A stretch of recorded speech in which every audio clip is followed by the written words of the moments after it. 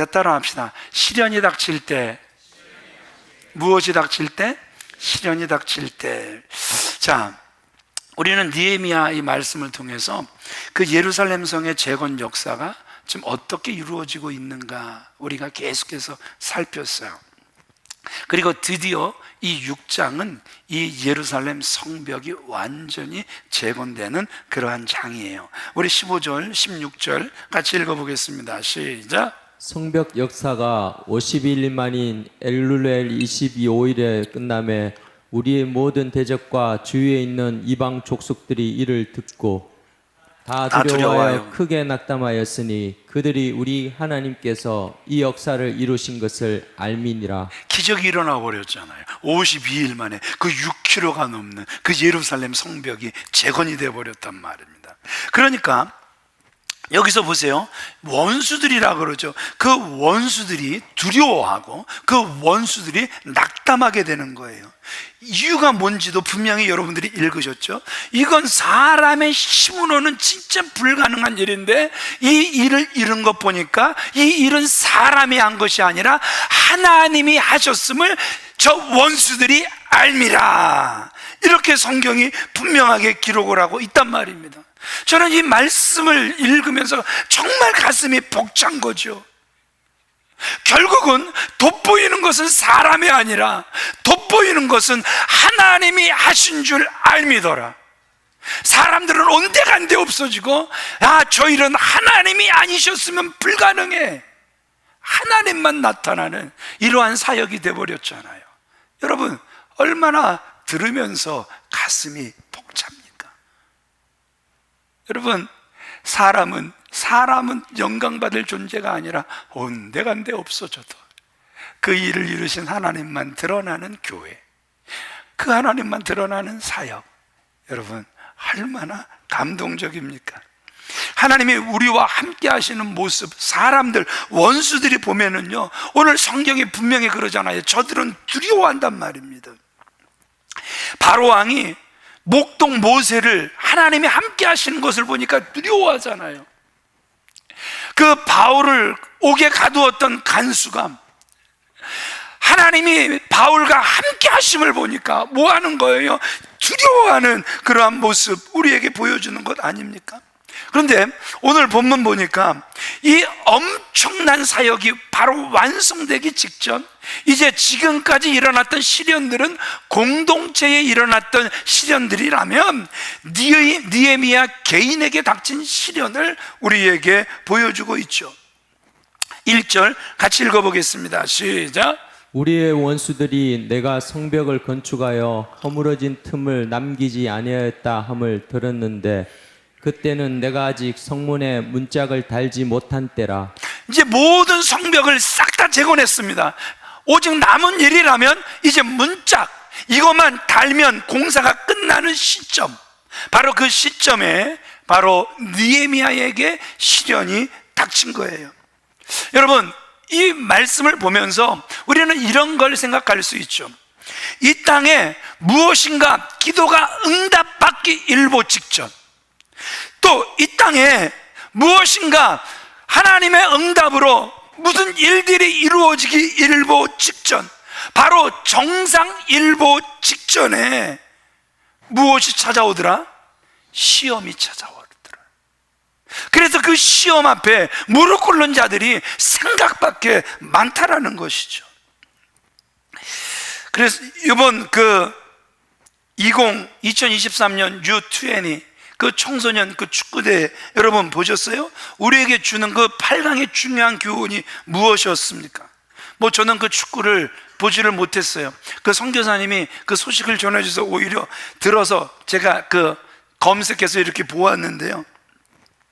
그 연장 전반 4분 전 최석권 선수가, 이석권 집사님 아닙니다. 최석권 선수가 멋진 헤딩골로 골을 집어넣었잖아요. 안 보셨어요? 예, 못 보셨군요. 저도 못 봤습니다. 그래서 계시록 2장 10절에 뭐라고 우리에게 말씀하고 계십니까? 기양 충성할 거면 따라합시다. 죽도록 충성하라. 예, 끝까지 죽을 힘을 다해 그 경기를 치른 결과 그 마지막에 헤딩으로 골을 멋있게 넣어버리잖아요. 충성은 여러분 끝까지 하는 것인 줄 믿으시면 아멘 하시기 바랍니다. 고린도전서 10장 12절 같이 읽어볼까요? 시작. 그런즉 선줄로 생각하는 자는 넘어질까 조심하라. 예, 선줄로 생각하느냐? 진짜 누가 봐도 이 정도면 잘 서신 분들이에요. 그런데 여러분, 지금 내 모습이 선 사람입니까? 지금 내 모습이 넘어져 있는 사람입니까?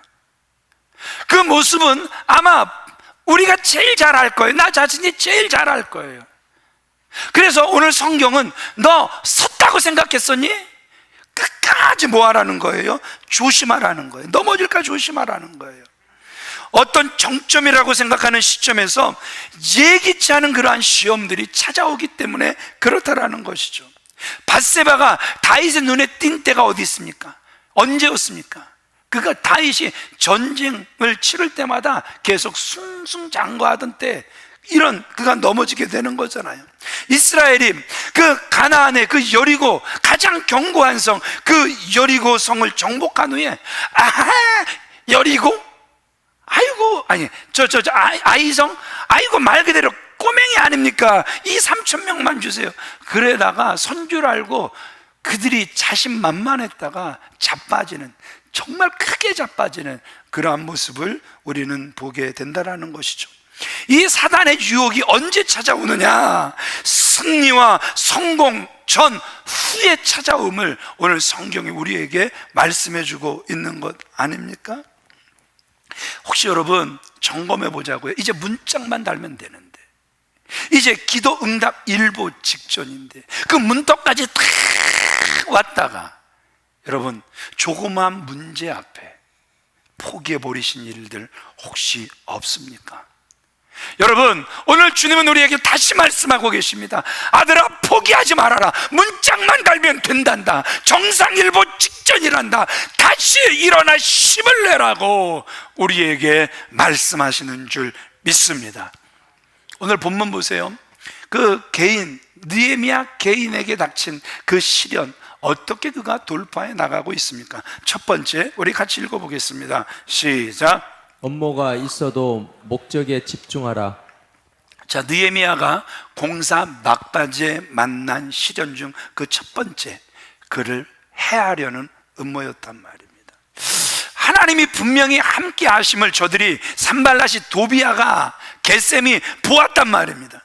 그러면 정신을 차려야 하는데 이 혼미한 영을 받은 것들은요, 하나님이 함께 하시는 모습을 보면서도 끝까지 포기하지 못하는 거예요. 언제까지? 망할 때까지.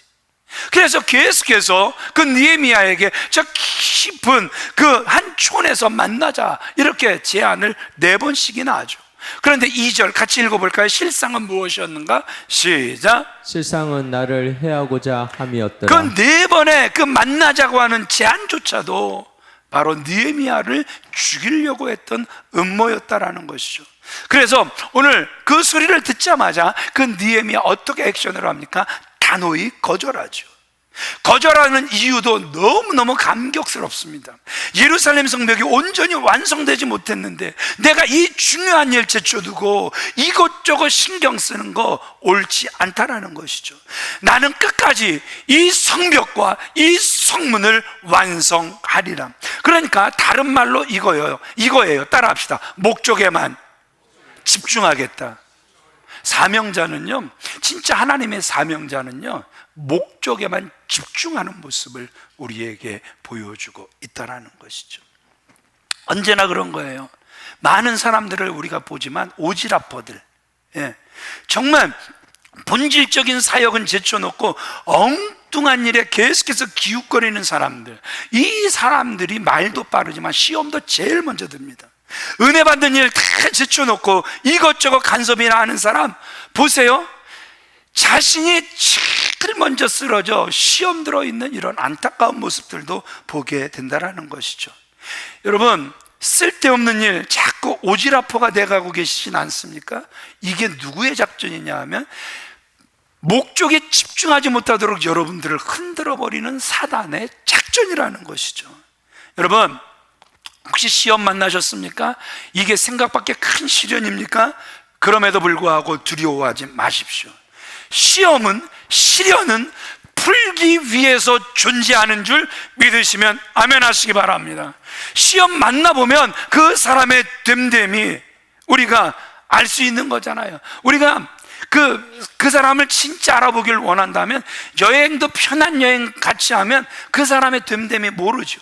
그런데 선교여행, 정말 어려운 선교여행 한번 가보세요. 그 사람의 됨됨이가 그 속에서 싹 다 드러나서 다 알 수 있는 거거든요. 김동렬 장로님 선교여행 가보시니 좋으셨어요?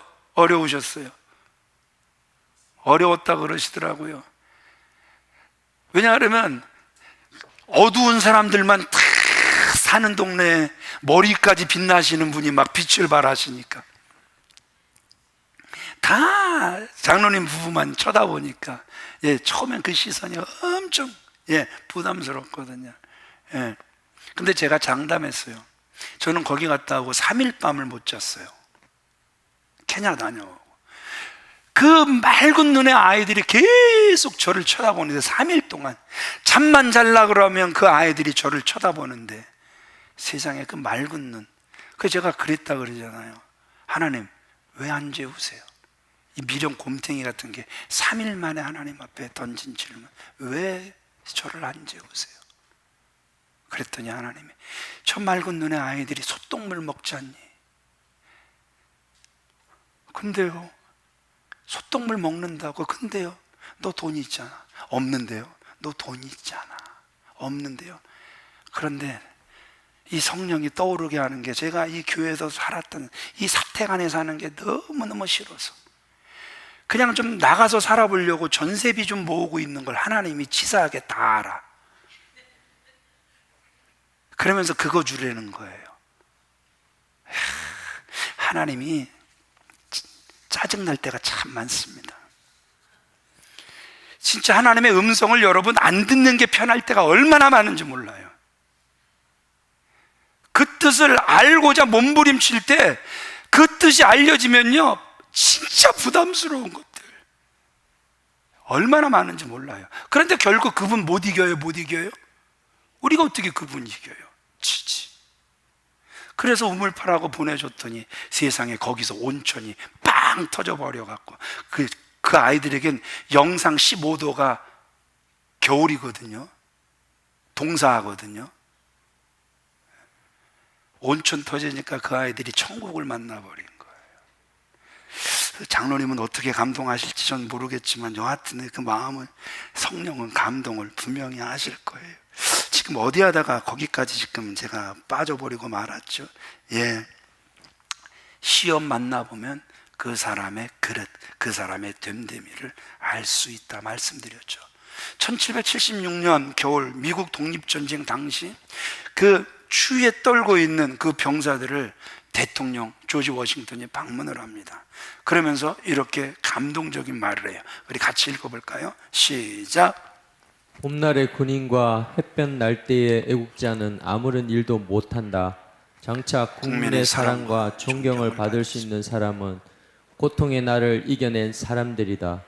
세상이 편하고 별 위험이 없을 때 애국을 부르짖는 입술의 애국자는 아무나 할 수 있는 일이다. 세상이 편하고 별 위험이 없을 때 괴로우나 즐거우나 교회 사랑하세. 아멘! 네 몸 바쳐 교회를 죽도록 사랑할 것입니다. 그런데 평안할 때 우리가 죽도록 사랑한다고 하는 거 아무 소용이 없는 거잖아요. 정말 괴로우나 어려우나, 그래서 내 힘이 정말 다 빠지는 그러한 상황 속에서도 정말 교회를 사랑하는 거, 하나님을 사랑하는 거, 이게 진짜 여러분 사랑 아니겠습니까? 피를 흘려야 할 때, 십자가가 나를 기다리고 있을 때, 갈채가 없고 비난이 내 앞을 가로막고 있을 때, 그럼에도 불구하고 이것이 하나님께서 나에게 맡겨준 일이라고 판단되기만 하면 끝장을 보아야만 하는 끈기, 내게 맡겨진 사명의 십자가를 지고 묵묵히 목적을 향하여 걸어갈 수 있는 사람. 여러분, 비바람이 앞길을 막아도 나는 가리, 주의 길을 가리. 눈보라가 앞길을 가려도 나는 가리. 누구의 길을? 주의 길을 가리. 여러분, 정말 이러한 사람들이 하나님의 사람 아니겠습니까? 하나님은 이러한 사람을 통하여 새 역사를 펼쳐 가실 줄 믿습니다. 두 번째, 같이 읽어보겠습니다. 시작. 유언비어가 있어도 하나님의 일에 집중하라. 사자가 병에 걸렸어요. 동물의 왕 사자가 병에 걸리니까 온갖 짐승들이 다 병문 안으로 오는 거예요. 그런데 늑대가 가만히 보니까 여우 요 간사한 게 병문 안을 안 왔단 말입니다. 그래갖고 사자에게, 왕이시여, 저 못된 저 여우놈이요, 병문 안을 안 온 걸 보니까 왕을 무시하는 초사이옵니다. 그 엄벌을 내려야 마땅하옵니다. 아주 모함을 한 거예요. 그런데 그때 여우가 탁 나타난 거예요. 그런데 이미 들은 소리가 있는 사자, 여우인데 이놈 뭐하다가 이제 오느냐 그랬더니, 여우가 얼마나 눈치가 빠릅니까? 저 늑대 저놈이 분명히 모함했을게요. 그래갖고, 왕이시여, 왕의 중병을 고칠 약을 백방으로 찾아보다가 제가 늦었습니다. 그랬더니 그 사자가 그냥 그 분노는 눈 녹듯 싹 놓고, 찾았냐? 찾았어? 예, 찾았죠. 어디 있냐 뭐냐 그랬더니, 여우가, 왕이시오, 약은요, 저 늑대를 죽여서 가죽을 벗겨 뒤집어 쓰고 계시면 병이 낫는답니다. 그래갖고 사자가 바로 늑대를 죽여 가죽을 벗겨 뒤집어 썼다라는 것 아닙니까? 여러분, 이렇게 음모를 꾸미고 다니는 사람들의 마지막이 안 좋아야 되는 게 맞잖아요. 아멘이십니까? 예. 중상모략하고 다니는 사람들의 끝이 제가 믿기는 반드시 안 좋을 것입니다. 그러기에 여러분, 멈출 수 있는 분들이 되어지시길 주님의 이름으로 축원을 드립니다. 두 번째 시험이 유언비어였잖아요. 산발렛이 느헤미야에게 편지를 보내요. 보통 총독에게 편지를 보내는데 이건 편지를 봉해야 된단 말입니다. 그런데 봉하지 않는 편지를 보내버린 거예요. 자, 6절 같이 읽어보겠습니다. 시작. 이방 중에도 소문이 있고 가슴부도 말하기를 너와 유다 사람들이 모반하려 하여 성벽을 건축한다 하나니 내가 그 말과 같이 왕이 되려 하는도다. 뭐 2장 강해할 때도 말씀을 드렸지만 똑같은 말씀의 반복이에요. 너 지금 이 예루살렘 성벽 재건하고 너 지금 왕이 되려고 하는 거지. 계속 협박은 지금 그거란 말입니다. 그런데 여러분, 이게 굉장히 무서운 말씀이라고 여러분 이미 제가 말씀으로 나누었죠. 누가복음 19장 12절에 보니까 빌라도가 그래도 아내의 말을 잘 들어요. 그래서 예수를 살리려고 엄청 노력을 해요. 그런데 그가 결정적으로 어디서 무너지냐 하면, 누가복음 19장 12절, 이 사람을 놓으면, 예수님을 놓으면 너는 가이사의 충신이 아니라 무릇 자기를 왕이라 하는 자를 놓아주면 가이사를 반역하는 것이다. 세상에 이 말 한마디에 이 빌라도가 그냥 예수 그리스도를 십자가에 내놓는 거죠. 왕을 반역한다, 네가 왕이 되려고 한다, 이 소리가 이 총독들에게는 가장 무서운 소리란 말입니다. 여러분, 똑같아요. 성도와 교회를 쓰러뜨리려는 마귀의 그 두 번째 작전이 유언비어예요. 모함이에요. 여러분, 영적 그 침체에 빠진 사람들의 특징이 뭔 줄 아십니까? 자신이 악한 영의 포로가 된 줄은 꿈도 꾸지 않았고 생각도 못하고요, 계속해서 이 말에 실수를 하면서 다니는 거예요. 그래서 야고보서 3장 2절에 뭐라고 말씀하고 있습니까? 말에 실수가 없는 자면 온전한 자라. 말이 빠른 자들 꼭 기억하셔야 되겠습니다. 작은 불씨가 산을 태우듯이 이 혀는 사람을 사른다. 여러분 그렇잖아요. 작은 담뱃불 이거 하나가 지금 온 산을 태우는 사건들, 여러분 한두 건 일어나는 게 아니잖아요. 똑같다라는 거예요. 이 사람들이 이 혀를 다스리지 못하면 그 혀가 사람을 죽이는 거예요. 그 혀가 교회를 무너뜨리는 거예요. 그 혀가 공동체를 무너뜨리는 거란 말입니다. 언제나 여러분 중상모략은 사람의 가슴을 찢고 공동체를 파괴한단 말입니다. 가정을 더럽히고 교회와 나라 그리고 의인들을 무너뜨리는 것, 이것이 모함이란 말입니다. 베드로전서 3장 10절 같이 읽어보겠습니다. 시작. 생명을 사랑하고 좋은 날 보기를 원하는 자는 혀를 금하여 악한 말을 그치며. 여러분, 여러분들의 생명 정말 사랑하죠? 사랑하시죠? 좋은 날 보시길 원하시죠? 무슨 날? 좋은 날. 분명히 여러분 좋은 날 있길 원하시죠? 그러면 오늘 성경은 혀를 제발 좀 금해라. 그리고 악한 말, 공동체를 무너뜨리는 말 하지 말아라. 오늘 성경은 우리에게 분명히 말씀해 주고 계신다라는 것이죠. 새 한국문이라는 시에 보면은요, 의로운 사람, 여러분 의로운 분 되시길 바랍니다. 이 의로운 사람은 말할 때 이게 사실이냐 진실이냐 첫 번째 문을 통과한대요. 그리고 두 번째, 이 말을 했을 때 유익하냐, 이 말을 했을 때 덕이 되겠느냐, 이 두 번째 문을 통과하고, 세 번째, 말하는 태도가 친절하냐, 이 말하는 이 동기가 사랑이냐, 이 세 번째를 다 통과하고 난 다음에 그제서야 말을 한다라는 것이죠.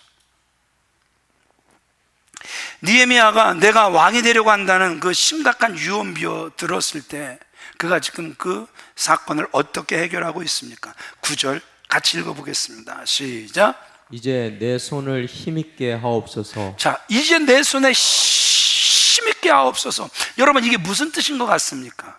너 왕이 되려고 하는구나, 이 소리를 들었을 때 이게 느헤미야의 손에 힘을 뺀 거예요.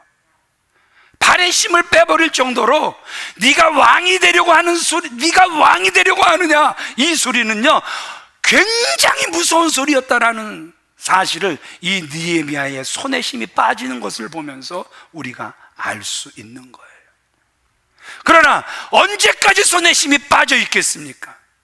목적지향형, 그래서 사명이 있어 그 사명을 끝까지 완성하려고 하는 느헤미야, 하나님 앞에 기도합니다.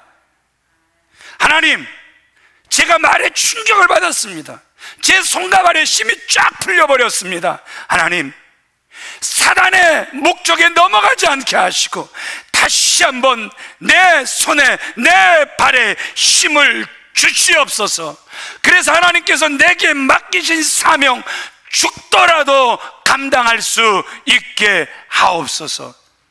여러분, 느헤미야가 그 유언비어의 그 모함의 본질을 파악해 보는 거예요. 내 손에 힘을 빼서 저들이 무엇하려고 하는 거지? 내 손에 힘이 빠지면 좋아할 그 인간이 누구지? 아하, 이거 보니까 이거 악한 영가의 이거 전쟁이 분명하구나. 그래서 악한 영가의 전투를 선포해 버리는 거예요. 주님, 내게 힘을 주셔서 이 성을 계속해서 건축하게 해주세요. 자기 누명 벗겨달라고, 하나님 저 죽습니다, 제 누명 좀, 억울한 누명 좀 벗겨주세요, 이렇게 기도하지 않습니다. 왕이 나를 오해해서 나를 죽인다 할지라도 하나님 내 손에 힘을 주셔서 끝까지 이 사명 감당하게 하옵소서. 자신의 앞날보다도 하나님의 일이 늘 우선이었던 그 느헤미야의 모습을 오늘 우리는 말씀을 통해서 보게 된다라는 것이죠. 괴로워도 올라가고 죽더라도 올라가세. 우리의 믿음의 선배들은 그랬잖아요. 십자가 지고 가는 길이 괴롭더라도 포기하지 않고 올라가게 하시고, 십자가를 지고 가는 길이 죽는 길이라 할지라도 올라가게 하옵소서. 끝까지 아버지께서 나에게 맡기신 사명 감당할 수 있게 하옵소서. 이것이 새 역사를 이루어가는 사람들의 성품이요 영성이요 인격이란 말이죠. 하나님께서 사랑하시는 귀한 믿음의 성도님들, 봉하지 않은 편지. 네가 왕이 되려고 하지? 네가 머리가 되려고 하지? 네가 이거에서 돈 챙기려고 하지? 별의별 봉하지 않은 편지는 계속해서 여러분들에게 배달이 될 것입니다. 그럼에도 불구하고 여러분들의 팔에 손에 힘을 빼려고 하는 사단의 목적에 넘어가지 않는 저와 여러분들 다 되어지시길 주님의 이름으로 축원을 드립니다. 세 번째 같이 읽겠습니다. 시작. 목숨의 위험이 와도 나는 끝까지 말씀을 지키겠다. 10절 같이 읽겠습니다. 시작. 이후에 무에다벨의 손자 들라야의 아들 스마야가 두문 분출하기로 내가 그 집에 가니 그가 이르기를 그들이 너를 죽이러 올 터이니 우리가 하나님의 전으로 가서 외소 안에 머물고 그 문을 닫자 저들이 반드시 밤에 와서 너를 죽이리라 하기로. 여기 외소라는 게 나오죠. 느헤미야가 외소에서 외소가 아니라 성막 안에 우리가 지성소와 뭐가 있어요? 성소가 있죠. 그 지성소, 성소를 구분하는 게 지성소는 내소, 그리고 성소는 외소, 이렇게 불렀거든요. 그래서 지금 여기서 딱 보니까 이 세 번째 시험이 위기감을 불러일으키는 거예요. 그래서 느헤미야, 너 목숨이 정말 귀한 거잖아. 그러니까 살고 봐야 되잖아. 말씀을 어겨서라도 살아라, 이거예요. 스마야라는 사람이, 여러분 성경을 우리가 읽어보면 선지자라 그래요. 며칠 동안 그의 얼굴이 안 보여서 드문불출하니까 느헤미야가 안부차 들렸어요. 그랬더니 이 스마야라는 선지자가 뇌물을 쳐드시고 엉뚱한 말을 합니다. 당신을 죽이려고 하는 음모가 도초에 널려 있어 몸을 피하는 게 좋겠어. 우리 피하더라도 성소나 지성소, 우리 여기에 몸을 숨기는 게 좋겠다라는 것이죠. 정말 고마운 충고 같지만 이거 진짜 무서운 함정이란 말입니다. 지금 느헤미야를 위하는 척하면서 지금 뭘 어기라는 거예요? 말씀을 어기라는 거예요. 그런데 하나님의 사람은요, 참 보니까 여기서 하나님의 사람인지 아닌지가 딱 나타나잖아요. 느헤미야가 말씀의 근거에서 사단의 괴계를 딱 분별해냅니다. 12절 같이 읽어보겠습니다. 시작. 깨달은즉 그는 하나님을 보내신 바가 아니라 도비아와 산발랏에게 뇌물을 받고 내게 이런 예언을 함이라. 지금 무엇을 받고 그 외소, 그 성소로 들어가서 숨자 그러는 거예요? 뇌물을 받고. 성소나 지성소는 누구만 들어갈 수 있습니까? 제사장들만 들어갈 수 있는 곳이란 말입니다. 제사장 외에 다른 사람이 들어가면 죽이게 돼 있는 것이 바로 이 성소나 지성소, 외소나 내소란 말입니다. 그러니까 지금 이 선지자라는 정말 이 타락 중에 아주 극타락한 이 선지자 스마야가 지금 뭐라고 하는 거예요? 하나님의 말씀을 어겨서라도 내 목숨 건지라고 부추기는 거예요. 이때 느헤미야 어떻게 이 시험을 이겨냅니까? 저거 봐라, 저거 선지자라고? 내가 지금 두문불출하길래 어디 아픈가 찾아왔더니 저거 하는 말 보니까 저 인간 저거 하나님의 사람 아니네. 그리고 단호히 말을 하죠. 하나님의 말씀을 어기고 살라고 하는 거 보니까 너 하나님의 사람 아니야. 나는 말씀을 지키다가 죽더라도 나는 하나님의 말씀은 지켜낼 거야. 여러분이 얼마나 당당한 각오입니까? 자, 네 번째, 자 마지막으로 같이 읽겠습니다. 시작. 뇌물을 조심해야 합니다. 예, 뇌물은 여러분 지금 누구도 타락시켰어요? 선지자도 타락을 시킨 거예요.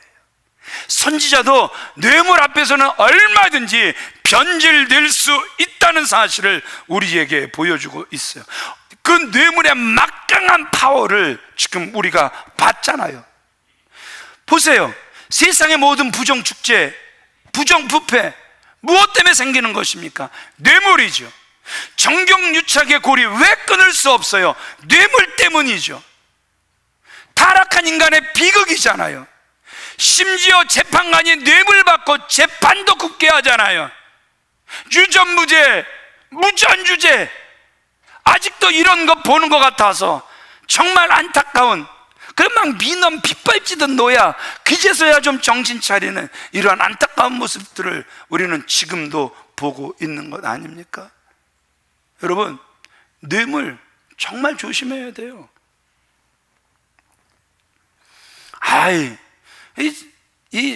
제가 이제 신학생 때 전도사를 이렇게 했었잖아요. 근데 아주 꼴불견인 사람이 있는 거예요. 예, 전도사가 차 운전을 딱 해야 되는데 운전대를 잡자마자 성도들이 타고 있으니까 나 등록금 내야 되는데, 나 등록금 내야 되는데, 나 등록금 내야 되는데. 세상에. 조용히 불러다가 당신 전도사 맞냐고. 세상에 등록금이 없으면 하나님께 등록금을 기도해야지 왜 사람들 들으라고 사람들 앞에서 등록금 이야기하고 다니냐고. 여러분, 그 또 소리에 성도들은 마음이 약해서요, 뭘 줘요? 아이고 우리 전도사님 등록금 없나 보네. 그런 감동은 또 대땅 빨라. 그런데 문제는 뭐냐 하면요, 그걸 받게 되면 그 사람 앞에는요 계속 굽신굽신하게 돼 있어요. 그게 뇌물같이 돼버리는 거예요. 그래서 그냥 잘못하는 짓을 보면서도 잘한다, 잘하시네요, 하나님이 복 주실 거예요. 여러분, 진짜 하나님이 주시는 감동은 외칠래야 외칠 수도 없게 돼버려요. 전에 한번 말씀드렸잖아요. 어떤 권사님이 제 방에 딱 들어오시더니 봉투를, 목사님 우리 며느리 권사 만들어줘. 봉투의 목적이 며느리 권사야. 제가 그걸 받으면 안 돼요? 안 돼요? 안 되죠. 예. 그러면 결국은 권사를 사람이 만드는 거예요. 목사가 만드는 거예요. 아주 신앙도 없는 아주 불신자들, 그냥 신앙이 있다고 하면서 신앙은 바닥이 나는 사람들이, 아니 무슨 직분은 교회가 주는 거고 목사가 세우는 거지, 뭐 교회에 힘 있는 사람들이 세우는 거지, 이런 소리에 제가 동의를 해버리게 되는 게 되잖아요. 그래갖고 전도사님한테 빨리 돌려드리라고. 이건 제가 받아선 안 되는 거기 때문에. 사람에게 끌려다니면 제가 어떻게 하나님의 말씀이라고 제가 전할 수 있겠습니까? 뇌물은요, 제 머리도 비정상으로 만드는. 그러니까 여러분들이 제 방에 오시면 불편함은 분명히 있어요. 여러분들하고 저하고 대화하는 게 사무실, 교육자실 다 보고 있거든요. 저한테 뭐 기도받기 위하여 헌금 가져오시면 그 앞에서 딱 세 보고는 간사 불러다가 바로 만지지도 않고 내려보내니까. 예. 하여튼 아버지에게 배운 지혜는 돈 문제는 항상 깨끗해야 한다. 그래서 만져보지도 않고 그래서 내려보내는 거죠. 이 문제에 걸리고 싶은 생각은 제 목회자의 수명, 하나님께서 주신 수명대로 하고 싶지, 인간의 계략에 몰려서 그것 때문에 자빠지고 싶은 생각은 제 속에 1도 없기 때문에 그래요. 여기 13절 우리 같이 읽어볼까요? 시작. 그들이 뇌물을 준 까닭은 나를 두렵게 하고 이렇게 함으로 범죄하게 하고 악한 말을 지어 나를 비방하려 함이었느니라. 그러니까 뇌물을 준 까닭이 이거잖아요. 너 뇌물 받았잖아. 그리고 너 살려고 너 외소에 들어갔잖아. 지금 뇌물을 준 이유는 두렵게 하고 범죄하게 하고 악한 말을 지어 끌어내리려고 하는데 그 목적이 있는 거란 말입니다. 그래서 출애굽기 23장 8절 우리 같이 읽어볼까요? 시작. 너는 뇌물을 받지 말라. 뇌물은 밝은 자의 눈을 어둡게 하고 의로운 자의 말을 굽게 하느니라. 그러니까 저한테 뇌물을 주시면 안 돼요, 안 돼요? 주실 일도 없겠지만, 그러니까 항상 투명하잖아요. 요번에도 이 일을 앞두고, 이게 이제 낙동화 교회 헌당 앞두고는 아까도 말씀드렸던 것처럼 세 가지 문제를 해결해야 하는데 부족한 게 너무 많았단 말이에요. 그래갖고 제가 막 좀 이렇게 좀 친한 분들한테 밥 사주세요. 밥 사줘요. 집사님, 권사님 밥 사줘요. 제가 아마 그러고 다닌 그 소리 들으신 분도 있을 거예요. 제가 막 밥 사달라 그랬어요. 그래갖고 밥들을 얼마나 많이 사주셨는지 넘친 거예요. 분명히 기억하세요. 제 뱃속으로는 하나도 안 들어갔습니다. 제 뱃속으로는 안 들어가고 그렇게 밥 사달라고 해서 모아진 돈이 넘친 거예요.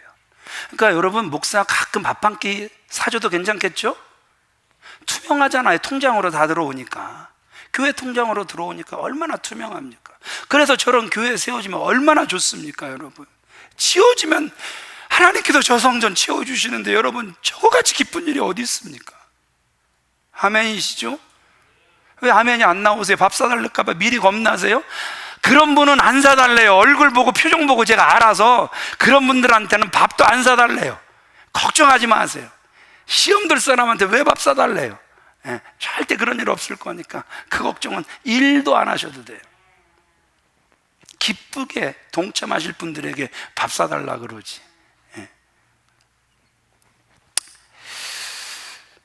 여러분, 말씀을 마치겠습니다. 기억하세요. 우리가 하나님의 사역자가 됐기 때문에 길이 넓고 그 길이 평탄하고 쉽고 편안하리라 여러분 생각하지 마세요.